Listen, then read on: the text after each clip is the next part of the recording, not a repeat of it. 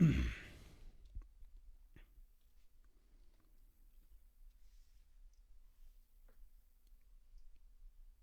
are in the morning Devo with Bo O. So grateful to have you in this morning, and it is awesome. We're going to be in Acts chapter 26.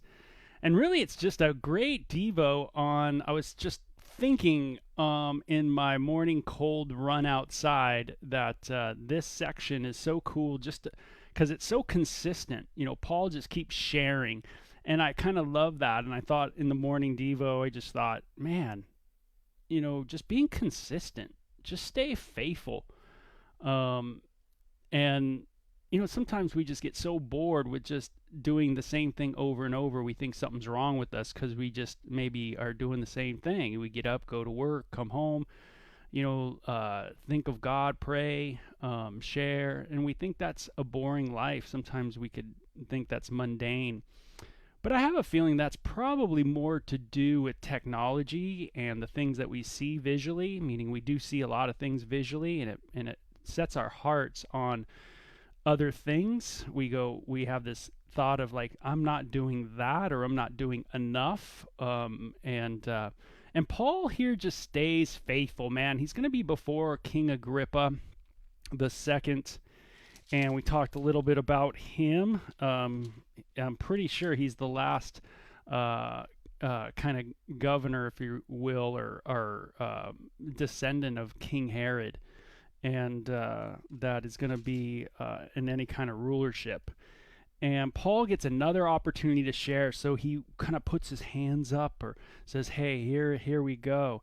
And I think of Agrippa almost like a professor, a Jewish guy who knows politics, and he knows literature, he knows Roman culture. So he's kind of like Paul in a lot of ways. Paul was a guy like that, is very cultured, right? Knew Jewish law, knew Jewish culture, knew Roman law, knew Roman culture. Well, King Agrippa was like that too. And so here you have maybe two professors going at it in a way, huh? In chapter 26 of the book of Acts. So, hey, archives are over there. You could check those out at YouTube, Bo Willett. Then Agrippa said to Paul, "You have permission to speak for yourself. I don't want to listen to anybody else on what's going on with you and all these issues. I want to hear from you." So Paul motioned with his hand and began his defense, his apology, right? His apologetic, if you will. "King Agrippa, I consider myself fortunate to stand before you today." Isn't that great? Paul sees it as a fortunate. Now, I want you to see just how, knowing Christ can put you in such a positive frame of mind. And I've seen this over the years where I'll even go to a hospital to visit someone who's in the there, and that person is someone from the church, and that person is counts it fortunate that they're in there, not only getting the care that they maybe need, but also being able to share with the people that come in and pray with them. And it's just amazing how some people look at their circumstances always as an opportunity to shine the life of Christ, meaning to shine the love of Christ or the compassion of Christ with other people. And that's so cool. I find it fortunate, Paul says, that I'm before you today. I don't know if you have that kind of mindset this morning, that you find yourself fortunate to be living in this day and age. And by the way, don't ever get into the idea to think that, things were better back in the day. Yeah. I always heard that growing up. People would always say that things were better back in the 40s, back in the 50s. You really think so? And people go, "Oh, yeah, it was." And I would beg to differ. I beg to think that every generation has its own set of evils that are sufficient thereof. So that's just my thought. But when I study history, I don't see any era that is doing very well, let alone ours. So it says that I find it fortunate to stand before you today as I make my defense against all the accusations of the Jews, and especially so because you are well acquainted with all Jewish customs and controversies. Therefore, I beg you to listen to me patiently. Now remember, Paul had the moment before the boys that he grew up with, the Sanhedrin, right? Those that were in university with him from the time he was a kid on. And they didn't listen to him. Instead, a riot broke out again, and they wanted to tear him apart, and it just became a mess. And incredible hatred towards Paul, because Paul, they felt, had a disdain towards the law of Moses, and a disrespect towards the temple. And so, he was creating a cult that was no longer adhering to the traditions of Judaism in first century Palestine. Well, King Agrippa knew these things. He knew the customs. I'm sure he knew of Paul's crew when he was growing up, and because Paul was a guy from Jerusalem that was trained there as a kid, educated there. And so he says, hey, man, you know what's going down, King Agrippa, so I'm stoked, because you think that if you talk to someone who knows you, that's from your hometown, that you're going to be totally, they're going to listen to you. They're going to go, I know what you mean, man. I get it. I get that kind of thing, And notice what kind of happens. It says, the Jews all know the way I have lived ever since I was a child. So Paul just says it out. All the Jews know me. Can you believe that? And this is what gets me, is the apostles knew that everybody knew Paul, right? They knew everybody knew Paul. And they knew that Paul was not liked, that he was hated by everybody, thousands of people, it says, in the area of Jerusalem. And they're AWOL, man. They're gone. We don't know where they're at right now. And very, very interesting. Talk about a church split. Wow, man. The early church was split to the bone. Man, in a gigantic way. It says, and the Jews knew all the way that I have lived ever since I was a child, from the beginning of my life in my own country, and also in Jerusalem. They have known me for a long time. So do you think Paul was known? Yeah, he's making it very clear to King Agrippa that, hey, even though the Jews are accusing me, all of them know me. They know what street I'm from. They know where I'm at in Tarsus. They know where I'm at where I grew up in Jerusalem being educated. And they can testify. And they can testify, if they are willing, that according to the strictest sect of our religion, I lived as a Pharisee. There it is. Paul says, I lived as a Pharisee. He says he was taught at one point under the professor Gamaliel, the Rabbi Gamaliel, and he was part of the strictest sect. He says, and now it became of my hope in what God had promised our fathers. He had an incredible hope in what God had promised his fathers, and that was deliverance from all the enemies. If you read the Old Testament's going to have this theme in it. And one of the giant themes is redemption, that God will redeem his land, the land that he has designated, this land known as Israel, for himself, and that it will be freed of all enemy activity, people that come against the land and come against the people of the land. And that because it's God's land, God could tell who he wants, he could choose who he wants in the land, and he has elected a group to be in that land.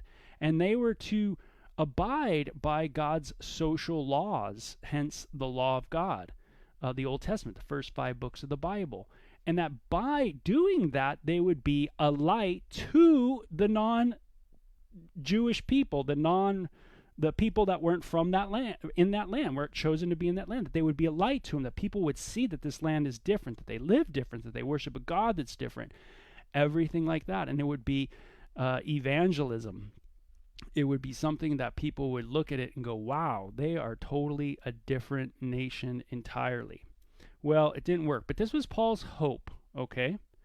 And meaning it didn't work like we thought it was going to work, put it that way. And it says, and now it is because of this hope in what God has promised our fathers that I am on trial today.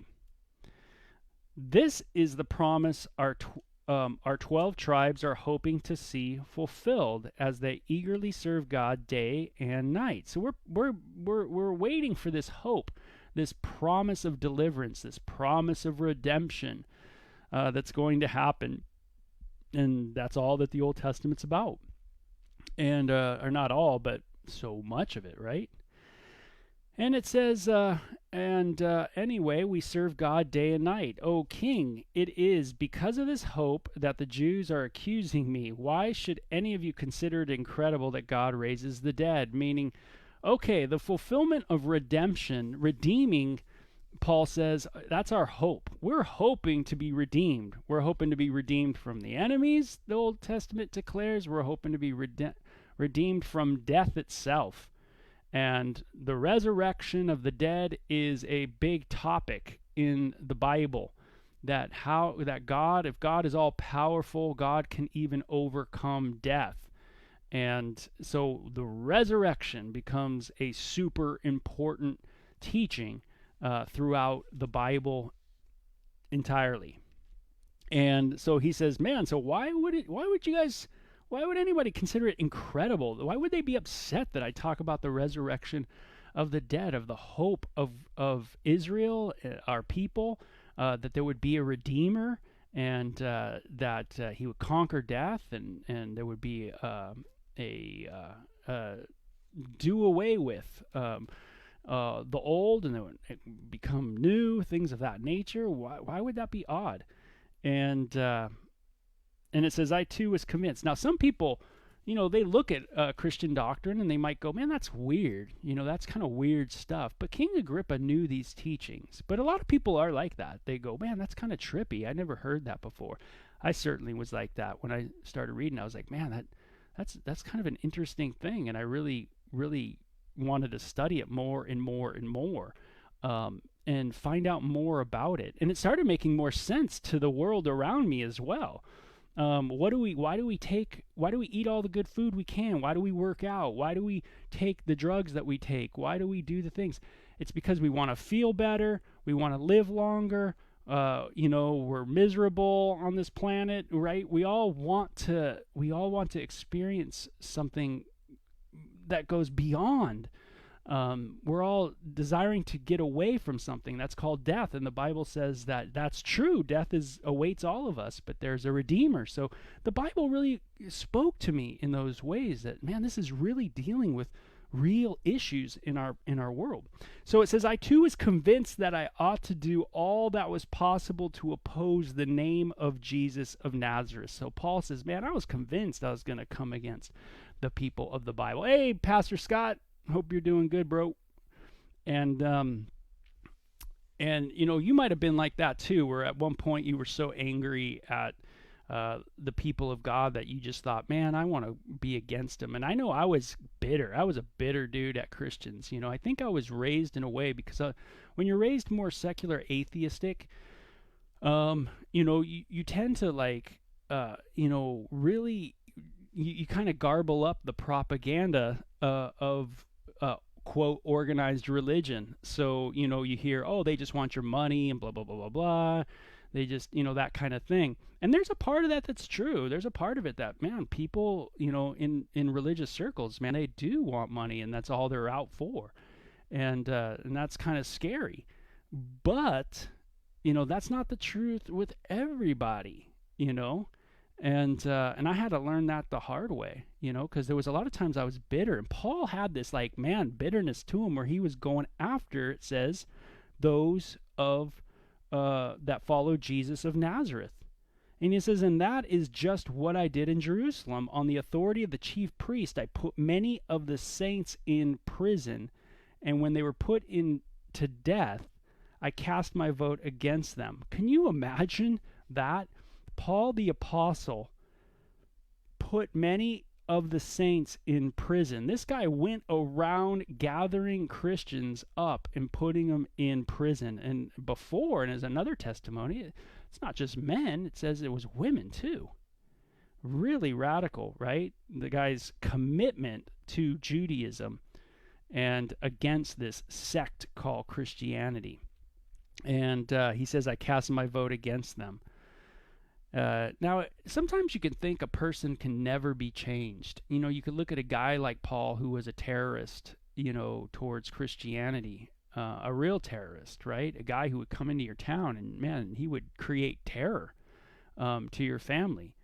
And yet this guy is changed.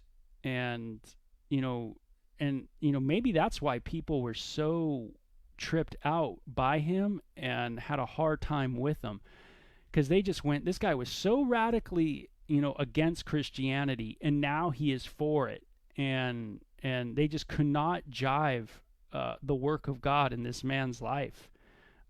Maybe their God wasn't big enough, and they didn't believe that their God could change a person's heart like that. But it's great to hear of people who have changed hearts. And I know over the years, you know, I just love seeing people's hearts change. I used to listen to a band called Wasp. And I listened to a lot of metal bands, but you know, Armored Saints, you know, Crocus, remember Crocus? But anyway, but man, you know, Blackie Lawless. Someone just sent me like this. Blackie Lawless was the singer of Wasp, and he still is the singer of Wasp. But to hear him talk about Jesus, man, now I'm just like, dude, that's awesome. And how many times have I prayed for that band? How many times when I came to Christ have I prayed for Ozzy Osbourne and Iron Maiden and all the bands? You know, because that's how my heart works, is like, dude, I want to pray for these people. And, you know, I don't know where they're at. I never met a lot of these guys. And, but I just pray for them. That's been a part of my life, this kind of music and playing music and stuff like that. And to hear that, to see someone switch over like that. Now, just think if you went to a Wasp concert and all of a sudden, dude, you know, Blackie Lawless, the singer, is like going, hey, you know what? We need to pray. You're like, wow. You know, some people will be skeptical. And, you know, sometimes we make a skeptic out of, you know, we make everybody skeptical of us. I should say that. By our actions. And that's true. Sometimes our actions aren't very consistent. And so people become skeptical. And Paul certainly had this going on. But God can do great work. And that's what I want to encourage you with this morning too. It says, many a time I went to one synagogue to another to have them punished. And I tried to force them to blaspheme. In my obsession against them, I even went to foreign cities to persecute them. So Paul went into the synagogue, which tells us that even in the early church, the very earliest parts of the church, they went into the synagogue to hear the scriptures read. And Paul knew that people from this sect called the Way, Jesus followers, they could be found out in there. And so he went in there. Now, it's interesting, after he came to Jesus, after Paul had the Jesus moment and he got converted, where did he go to actually share Jesus? He went right into the synagogue, right? Isn't that cool? He goes right back into the place where he used to be there to persecute Christians. It's really radical, man, the story. Now, I want you to see that Paul's talking to Agrippa. And just remember that Paul's being faithful. He's just being faithful to share. You know, and that's your job and that's my job, is just to be faithful, right? A sower went out to sow his seed, right? Some fell on a certain kind of soil. Some fell on another kind of soil and another kind of soil, right? And when you sow the seed, you know, you have no control over the soil that it falls upon. You don't know what kind of soil it's going to hit. But your job is to sow. And that's what Paul is doing. And I want you to know that King Agrippa is just another kind of soil. Just as Bernice and, who was it? Bernice and Agrippa were another kind of soil. And so you see that, you know, or Bernice was, and then you see that Festus is another kind of soil. Felix is another kind of soil, right? The Jerusalem mob was another kind of soil. The Sanhedrin was another kind of soil. But what do we see in these chapters? Just a super consistency of Paul to continue to lay down how Jesus changed his life. And that's his apology That's his apologetic style to those who are familiar with the scriptures. To those who are familiar with the scriptures, it's wonderful to share your testimony and how the scriptures have impacted you, because they might understand that context. And I want you to see that Paul calls that his apology. Now, when Paul was with people who had no clue about the Bible at all, he had a different kind of approach to the defense of the Word of God, and he talked in very general terms about God. And that's kind of what we do too, is when we're with people who don't know the Bible, sometimes we just talk about concepts about God and help them to grab those. And so anyway, very cool section. Good time this morning. Hope you guys get a little exercise of your body, soul, and your spirit, right? And we need all those things clicking. And hope you have a great day, okay? Take care, and Lord willing, we'll see you tomorrow, okay? And we'll finish up the chapter. It's a good one. Okay, bye-bye.